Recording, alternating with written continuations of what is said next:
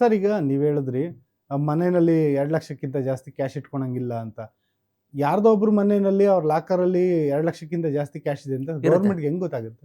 ಇಲ್ಲ, ಈಗ ಗೌರ್ಮೆಂಟಿಗೆ ಗೊತ್ತಾಗಲ್ಲ. ಹ್ಮ್ ಗೌರ್ಮೆಂಟಿಗೆ ಗೊತ್ತಾಗಲ್ಲ ಅಂದ ತಕ್ಷಣ ನಾನು ಇಟ್ಕೊಂಡ್ಬಿಟ್ಟೆ ಅಂತ ತಿಳ್ಕೊಳ್ಳಿ. ಹ್ಮ್ ನಾನು ಇಟ್ಕೊಂಡಾಗ ಒಂದ್ಸರಿ ಯಾವುದೇ ಗೌರ್ಮೆಂಟ್ ಏಜೆನ್ಸಿ ಇರಲಿ, ಯಾವುದೇ ಗೌರ್ಮೆಂಟ್ ಏಜೆನ್ಸಿ ನಮ್ಮ ಮನೆಗೆ ಬಂದುಬಿಟ್ಟು ಚೆಕ್ ಮಾಡಿದಾಗ ನೀವು ಇಟ್ಕೊಳ್ಳೋದು ತಪ್ಪಲ್ಲ. ಈವನ್ 2 ಲ್ಯಾಕ್ಕಿಂತ ಹೆಚ್ಚಿಗೆ ಇಟ್ಕೋಬೋದು. ಯಾಕಂದರೆ ಒಂದಿಷ್ಟು ಜನ ಕೋಟ್ಯಾಂಗಟ್ಟಲೆ ದುಡ್ಡು ಇಟ್ಕೊಂಡಿರ್ತಾರೆ. ಹೌದು, ಹೌದು. ಸೊ ಅದೇನು ಇಲ್ಲಿಗಲ್ ಅಲ್ಲ. ಹ್ಮ್ ಬಟ್ ಯಾವ್ದು ಇಲ್ಲಿಗಲ್ ಅಂದರೆ ಅವರು ಕ್ವಶನ್ ಮಾಡಿದಾಗ ಇದ್ರ ಸೋರ್ಸ್ ಎಲ್ಲಿಂದ ಬಂತು, ಹಾ. ಯಾರು ಕೊಟ್ಟಿದ್ದಾರೆ ಅಂತ ಬಂದಾಗ ನೀವು ಕರೆಕ್ಟಾಗಿ ರಿಪೋರ್ಟ್ ಮಾಡಿದರೆ ಅಥವಾ ಕರೆಕ್ಟಾಗಿ ನೀವು ಅಕೌಂಟ್ ಹೇಳಿದರೆ ಅವಾಗ ಏನು ಇಶ್ಯೂ ಆಗಲ್ಲ.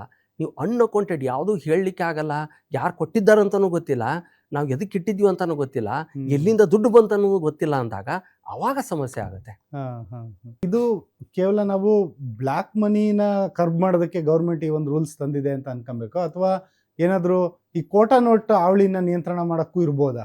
ಎರಡು ಹ್ಮ್. ಉದ್ದೇಶ ಇರುತ್ತೆ. ಒಂದು, ಹ್ಮ್. ಕೋಟಾ ನೋಟಿಂದ ಆ ಮನುಷ್ಯ ಯಾವನು ಅದನ್ನ ಯೂಸ್ ಮಾಡ್ತಿರ್ತಾನೆ ಅಥವಾ ಯಾವನು ಅದನ್ನ ಪ್ರೊಡ್ಯೂಸ್ ಮಾಡ್ತಿರ್ತಾನಲ್ಲ, ಅದರಿಂದ ಅವನಿಗೆ ಲಾಭ ಆಗ್ಬೋದು.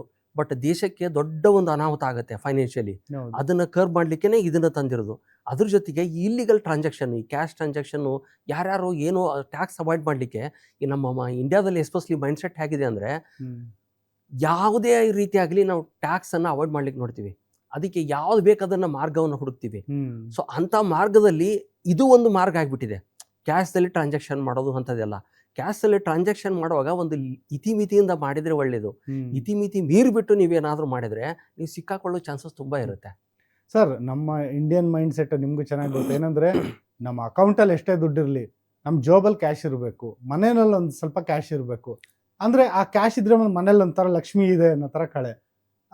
ಅಂದ್ರೆ ಈ ಗೌರ್ಮೆಂಟ್ ಇವಾಗ ಕ್ಯಾಶ್ಲೆಸ್ ಅಂತ ಹೋಗ್ತಿದೆಯಲ್ಲ, ಅದು ದೇಶಕ್ಕೆ ಆರ್ಥಿಕವಾಗಿ ಏನೋ ಲಾಭ ಆಗ್ಬೋದು, ಬಟ್ ಜನರ ಒಂದು ಆ ಮೆಂಟಾಲಿಟಿಗೂ ಗೌರ್ಮೆಂಟ್ನ ಥಿಂಕಿಂಗು ಎಲ್ಲ ಒಂದ್ ಕಡೆ ಡಿಫ್ರೆನ್ಸ್ ಇದೆ ಅಂತ ಇಲ್ಲ, ಅನ್ಸಲ್ಲ? ಆ ಥರ ಏನಲ್ಲ. ನೀವು ಕ್ಯಾಶ್ ಇಟ್ಕೋಬೋದು. ಹ್ಮ್. ಈಗ ಫಾರ್ ಎಕ್ಸಾಂಪಲ್ ನಿಮ್ಮದು 1 ಲಕ್ಷ 5 ಲಕ್ಷ ಮಂತ್ಲಿ ಇನ್ಕಮ್ ಇದೆ ಅಂತ ತಿಳ್ಕೊಳ್ಳಿ. ಹ್ಮ್. ನೀವೆಲ್ಲದೂ ಹೋಗ್ಬಿಟ್ಟು ಬ್ಯಾಂಕ್ನಲ್ಲಿ ಡಿಪಾಸಿಟ್ ಮಾಡಿ ಅಂತ ಗೌರ್ಮೆಂಟಿಗೆ ಹೇಳ್ತಾ ಇಲ್ಲ. ಹ್ಮ್. ನೀವು ಬೇಕಾದರೆ ಕ್ಯಾಶನ್ನು ಸೇವಿಂಗ್ಸ್ ಅಕೌಂಟಲ್ಲಿ ಇಡ್ಬೋದು. ಹ್ಮ್. ಬಟ್ ಆ ಇಟ್ಟಾಗ ಅದ್ರ ಅಕೌಂಟೆಡ್ ಇರ್ಬೇಕು. ಅಂದರೆ ನಿಮ್ಗೆ ಎಲ್ಲಿಂದ ಬಂತು, ಹೇಗೆ ಬಂತು ಅನ್ನೋದು ನಿಮ್ಗೆ ಸೋರ್ಸ್ ಗೊತ್ತಿರಬೇಕು. ಹ್ಮ್. ಇಲ್ಲಿಗಲ್ ಕ್ಯಾಶ್ ಟ್ರಾನ್ಸಾಕ್ಷನ್ ಅನ್ನು ಅವಾಯ್ಡ್ ಮಾಡ್ಲಿಕ್ಕೆ ಹೇಳ್ತಾ ಇದೆ ಗೌರ್ಮೆಂಟು. ಹ್ಮ್. ನೀವು ನಿಮ್ಮ ಸೇವಿಂಗ್ಸ್ ಅಕೌಂಟ್, ಈಗ ನಿಮ್ಮ ಸ್ಯಾಲ್ರಿ ಬಂತಂತ ತಿಳ್ಕೊಳ್ಳಿ, 1 ಲಕ್ಷ 2 ಲಕ್ಷ ಬಂತಂತ ತಿಳ್ಕೊಳ್ಳಿ. ಆ 1 ಲಕ್ಷ 2 ಲಕ್ಷ ಫುಲ್ ಅಮೌಂಟನ್ನು ಹ್ಮ್. ನೀವು ಬ್ಯಾಂಕಿನ ವಿಡ್ರಾ ಮಾಡ್ಕೊಂಡ್ಬಿಟ್ಟು ಸೇವಿಂಗ್ಸ್ ಬ್ಯಾಂಕ್ ದುಡ್ಡು ತಗೊಂಡ್ಬಿಟ್ಟು ನೀವು ಕ್ಯಾಶನ್ನು ನೀವು ಮನೆಯಲ್ಲಿ ಇಡ್ಬೋದು. ಹ್ಮ್. ಅದಕ್ಕೆ ಯಾರ್ದು ಏನೂ ಲಿಮಿಟೇಷನ್ ಇಲ್ಲ ಅಥವಾ ರಿಸ್ಟ್ರಿಕ್ಷನ್ಸ್ ಇಲ್ಲ. ಬಟ್ ಅನ್ಅಕೌಂಟೆಡ್ 1 ಲಕ್ಷ 2 ಲಕ್ಷ ಇಟ್ಟರೆ ಅದಕ್ಕೆ ನೀವೇ ಜವಾಬ್ದಾರ ಆಗಿರ್ತೀರಿ. ಕೆಲವೊಬ್ಬರು ಸರ್, ಇವಾಗ ನಾವು ಈ ನ್ಯೂಸ್ಗಳಲ್ಲಿ ನೋಡ್ತಾ ಇರ್ತೀವಿ, ಈ ಲಕ್ಷ್ಮೀ ಪೂಜೆ ಆ ಥರದ್ದು ಎಲ್ಲ ಮಾಡ್ತಾರಲ್ಲ, ಅವಾಗ ಭಾರಿ ಪ್ರಮಾಣದಲ್ಲಿ ಕೋಟ್ಯಾಂತರ ರೂಪಾಯಿ ದುಡ್ಡು ಒಡವೆಗಳನ್ನ ಎಲ್ಲ ಇಟ್ಟು ಎಲ್ಲ ಪೂಜೆ ಮಾಡ್ತಾರೆ. ಅದನ್ನ ಫೋಟೋ ತೆಗೆದು ಸೋಷಿಯಲ್ ಮೀಡಿಯಾಗೆಲ್ಲ ಹಾಕ್ತಾರೆ, ಮೀಡಿಯಾಗಳಲ್ಲೂ ಬರುತ್ತೆ, ಯಾರ್ದೋ ಒಬ್ಬರು ಮನೆಯಲ್ಲಿ 2 ಕೋಟಿ ದುಡ್ಡು ಇಟ್ಟು ಇದು ಮಾಡಿದ್ರು ಅಂತ. ನೀವು ಹೇಳಿದ್ರಿ ಇಷ್ಟು ದುಡ್ಡು ಇದೆ ಅಂತ ಗೌರ್ಮೆಂಟಿಗೆ ಗೊತ್ತಾದ್ರೆ ಆಕ್ಷನ್ ತಗೊಳುತ್ತೆ ಅಂತ. ಆಯ್ತು, ಇವಾಗ ಗೊತ್ತಾಯ್ತು ಅವ್ರಿಗೆ, ಇವರು ಸೋಷಿಯಲ್ ಮೀಡಿಯಾದಲ್ಲೇ ಹಾಕೊಂಡಿದ್ದಾರೆ ಅವ್ರ ಮನೆ ಲಕ್ಷ್ಮೀ ಪೂಜೆ ಸಮಯದಲ್ಲಿ ಇಷ್ಟು ದುಡ್ಡಿತ್ತು ಅಂತ. ಅವ್ರ ಮೇಲೆ ಯಾವೆಲ್ಲ ಆಕ್ಷನ್ಗಳಾಗ್ತವೆ ಸರ್? ಅವಾಗ ಆಕ್ಷನ್ ಅಂದರೆ ಒಂದು, ಅವ್ರಿಗೆ ಕ್ವಶನ್ ಕೇಳ್ತಾರೆ, ಇದು ಸೋರ್ಸ್ ಆಫ್ ಕ್ಯಾಶ್ ಎಲ್ಲಿಂದ ಬಂತಂತ. ಅವ್ರದ್ದು ಅಕೌಂಟೆಡ್ ಕ್ಯಾಶ್ ಇದ್ರೆ, ಅವ್ರದ್ದು ಇನ್ಕಮ್, ಬಿಸ್ನೆಸ್ ಇನ್ಕಮಿಂದ ಅಥವಾ ತಮ್ಮ ಸ್ಯಾಲ್ರಿ ಇನ್ಕಮಿಂದ ಇರುವಂಥ ದುಡ್ಡನ್ನು ಅಲ್ಲಿ ಅಕೌಂಟೆಡ್ ದುಡ್ಡು ಇತ್ತಂದರೆ ಎಷ್ಟೇ ದುಡ್ಡು ಇರಲಿ ಅದಕ್ಕೇನು ಯಾವುದೇ ಒಂದು ತಕರಾರಿಲ್ಲ ಗೌರ್ಮೆಂಟದ್ದು.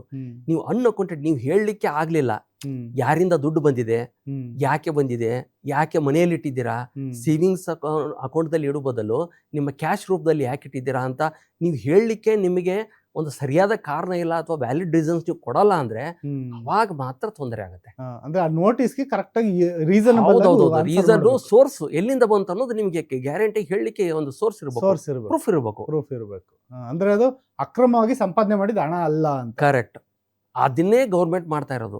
ಅಕ್ರಮವಾದಂಥ ಕ್ಯಾಶನ್ನ ಅಥವಾ ಅಕ್ರಮವಾದಂಥ ಟ್ರಾನ್ಸಾಕ್ಷನ್ಗಳನ್ನ ಅವಾಯ್ಡ್ ಮಾಡ್ಲಿಕ್ಕೇನೆ ಈ ರೂಲ್ಸ್ ಅಂಡ್ ರೆಗ್ಯುಲೇಷನ್ ತಂದಿರೋದು. ನಿಮ್ಮೂರಿನಿಂದ ವಿಶ್ವ ಮಟ್ಟದವರೆಗೆ ರಾಜಕೀಯ, ಸಿನಿಮಾ, ಸ್ಪೋರ್ಟ್ಸ್ ಯಾವ ಸುದ್ದಿಯೂ ಮಿಸ್ ಆಗಲ್ಲ.